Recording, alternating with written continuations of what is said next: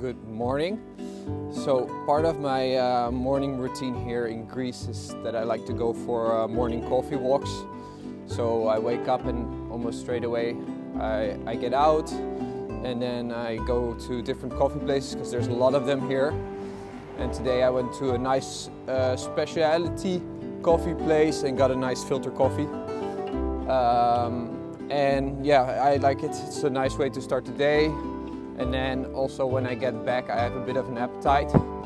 And then yeah, it's just easier to get a big breakfast in, which is what you want.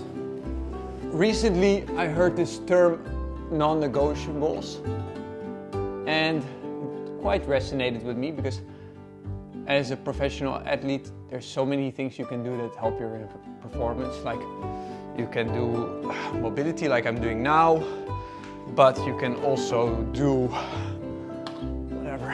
Let's show you this. Breathing training with the Aerofit. You can visualize your day. What the maneuvers in the boat. You can do a half an hour bike ride to make sure you're properly warmed up. And all of those things are probably beneficial. But until they're your habits, they require extra energy. So sometimes that can become a bit overwhelming. So I like to pick some things that are like non-negotiable for me, and for me that's mobility, because I can directly see the increase in performance.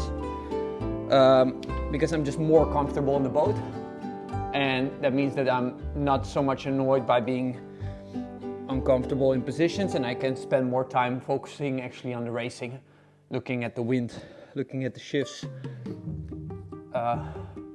looking at how I'm gonna manage the fleet. So yeah, it's a nice insight I had recently.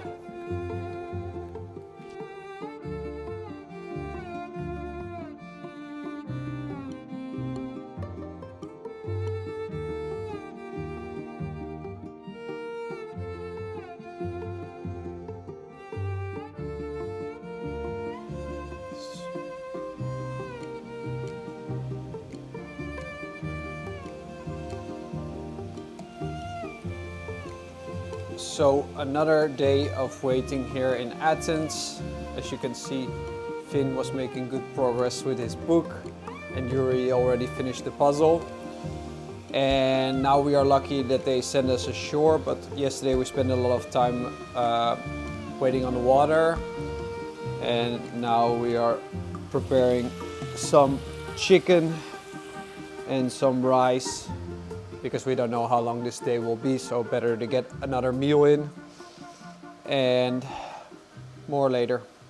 So the day is done and it's bedtime, and as I get to travel all around the world, it's very nice, but then you also stay in a lot of different places. So what I always take with me is this little bag, and inside there I have this €6 mask, so to block the light. And then here I'm lucky that I actually have this blocker in the curtain, which is great, but I don't always have that. And this is actually the best one that I found, because I tested a bunch of different ones, and this one is very convenient. And on top of that I have these earplugs, and they're also very good, and especially because sometimes you're sharing rooms. So for example in the Olympics I will be sharing a room, and then it's very good in case somebody else snores and you can still get a good night's sleep. And then the latest thing which I have new, I'll show you guys,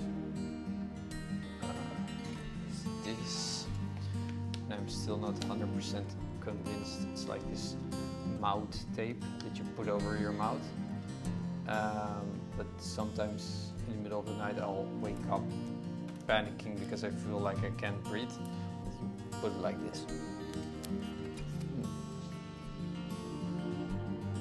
and the idea is that you breathe through your nose and then you get more REM sleep or something. and then you can measure it with some device. So I'm measuring it with the Oura, but I'm still not sure. Like, you might get more REM sleep, or that's what they say. But I need to test it more, because now I only use it sometimes, because sometimes, like I said, I'll panic in the middle of the night and I take it off because I can't breathe. So we'll see.